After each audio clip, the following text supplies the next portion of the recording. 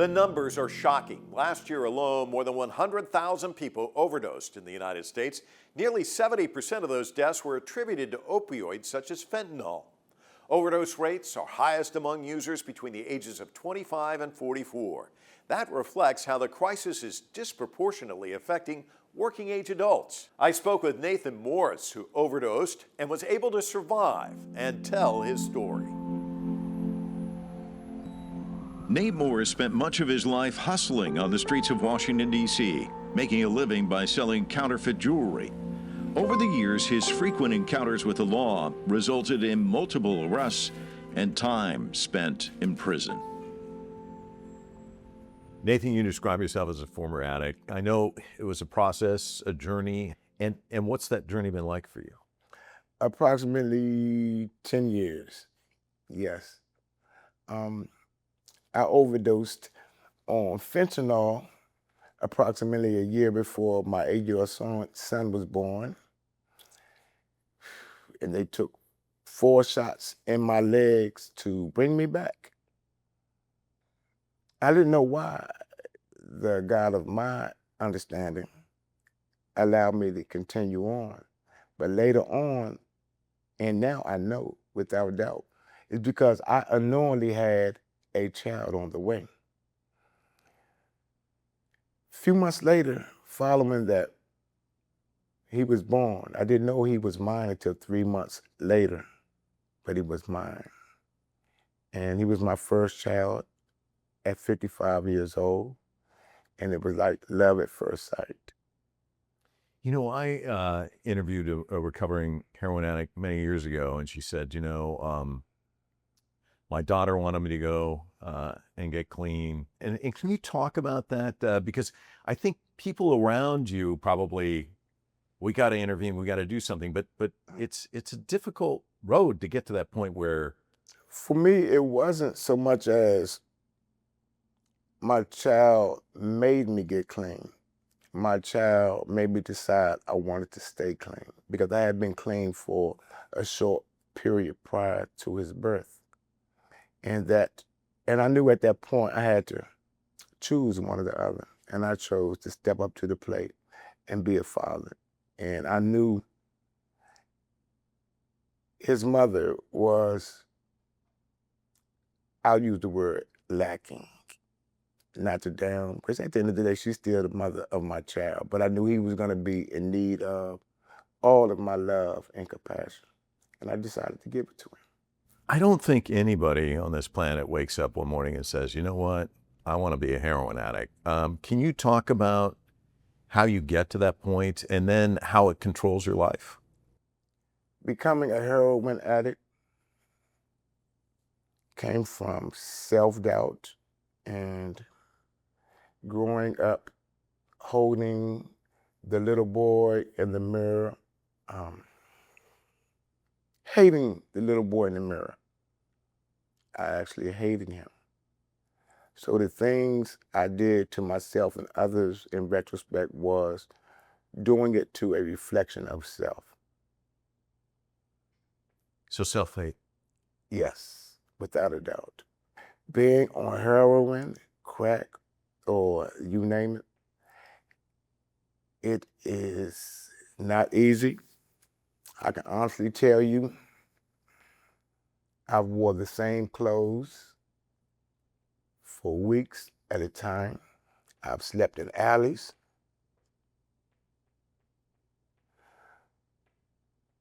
I've stolen from people, a lot of people. I've robbed a lot of people in my day. I've hurt a lot of people during that time. I mean, being on heroin is a terrible, terrible, terrible existence. And at that time, I couldn't help myself. I could not help myself. And I had to do what the drug commanded me to do. And I did that, almost to the point where I came this close from taking another one's life. I don't know what made me stop, but I came this close from taking someone's life. But I didn't, thank God, but I came that close. It's not really you that's driving the car. It's the heroin that's driving the car, Yes, right? indeed. It's a demon in and of itself. Yes, it is. I had no control whatsoever. It would tell me to wake up, direct me throughout my day, tell me when it's time to lay down, and not necessarily get some sleep, but to get a little rest, only to get up and continue to chase the drug. And as you look back and you talk about it, I can see the pain kind of resurrecting itself. It's difficult to even go back there and think about it, huh? Yes, because, wow, I've come so far, and I really am proud of myself because I come a long way. It's nothing pretty about that lifestyle. It's nothing nice about that lifestyle. But one thing I will say, I always thought throughout my addiction that I was better than most other addicts because I hadn't stole from my parents. I didn't steal like most addicts have done. And I thought I was better than them because I hadn't done it. But in the long run, I come to realize I've done much worse. Why? Because I stole their peace of mind. You see, they worried about their son because they loved me deeply. And it didn't take till later for me to realize, yes, you stole their peace of mind. While the opioid crisis initially affected white rural populations the most, overdose deaths have surged among Black and Indigenous communities in recent years. These groups often face systemic barriers to treatment and health care. Fentanyl, that's really become a huge problem in the United States. Can you describe what that was like and talk to us about kind of the climate out there, what we're seeing in terms of fentanyl? I had no idea. When I overdosed on the fentanyl, it had first came on the scene. I hadn't heard of it prior to that. Or it hasn't been on the scene that long. So I ran into it, thought I was purchasing regular heroin. And like I said, it nearly took my life. Nearly took my life. They had to shoot me 4 times in my leg with the non-oxalon or whatever it's to be called to bring me back. But nowadays, you have a lot of addicts who's looking for fentanyl. And that's the extreme when you are actually seeking that which you know can easily take your life. And why is that? They can't help themselves. They cannot help themselves. They don't want no regular heroin now. They want it laced with fentanyl because that would give them what they perceive as the ultimate high. The ultimate, where it gets no better. And I guess they get that in all actuality. But is it worth chancing your life? But you have to understand, a lot of addicts don't have much to live for, or at least they feel that way. My circumstances is much different, especially now, because I have 2 sons that I love with all my heart. I mean, I really, really, really do. Yeah, your face lights up when you talk about them. One of the things that I'd like maybe you to talk about is how the healthcare system really isn't designed to help people get off heroin. And that, can you talk about, you're trapped Yes, as an addict, and now you're trapped in this system that doesn't really benefit you as well. I'll tell you something that happened to me, which really shines the light on that particular subject. It's called Suboxone, and they have the name brand and they have the generic. My son is 8, so say 9 years ago, Dr. Chapman was prescribing me the name brand, and I had done well for the previous 3 years. And that, what they call prior authorization, was like every 6 months. And then there came a time where they just didn't want to give us the name brand, which it makes a difference for most people, or those at least that I know. And I didn't have any, and I ran out. It took that long. And out of the addict in me, I needed to replace that.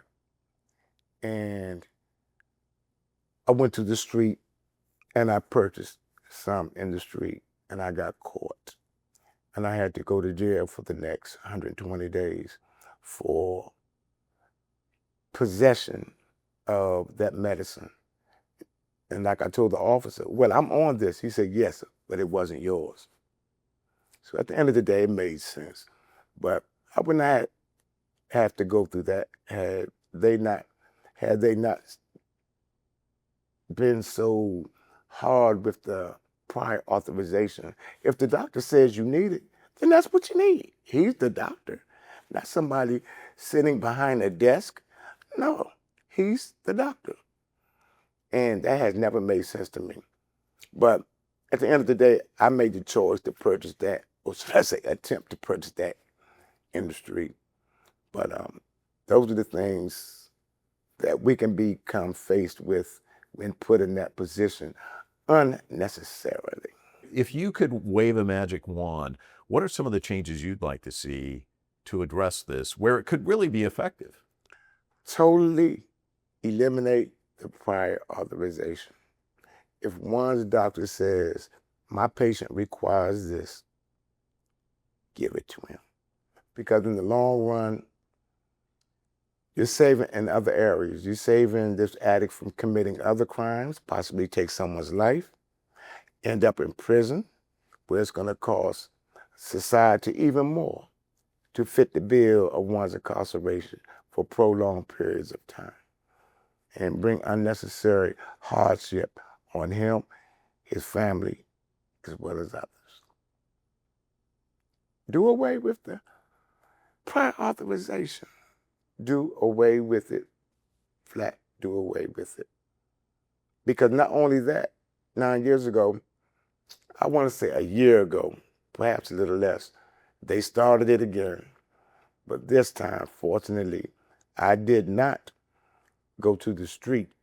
Fortunately for me, I had a few left over from the previous month, and it held me over till my new prescription finally came in, perhaps a week later.